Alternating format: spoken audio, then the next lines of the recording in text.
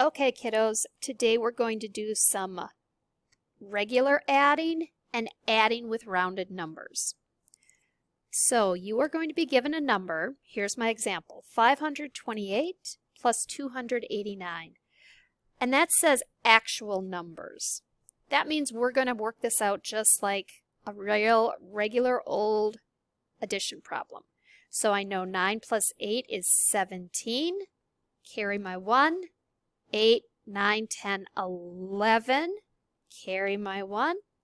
5, 6, 7, 8. 817 is my answer if I work it out completely. But if I use rounding, it's going to look a little different. I'm going to round to the nearest 100.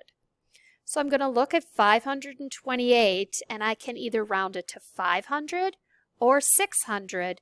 It's closer to 500, so I'm going to write down 500.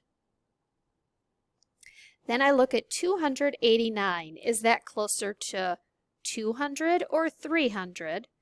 Well, when we're not sure, we can always go back and look at the number right to the right of it, 8. That means we're going to go up, so we're going to go up to 300. So we have 500 plus 300. Well, now we can just go ahead and work it out. 0, 0, 5, 6, 7, 8. 800. So when we round, we get an answer that is close to the actual answer. This is a great way to check your work. If you did this and your answers were not even close, I mean, maybe if you got like over 1,000 for this one, something needs to be double checked.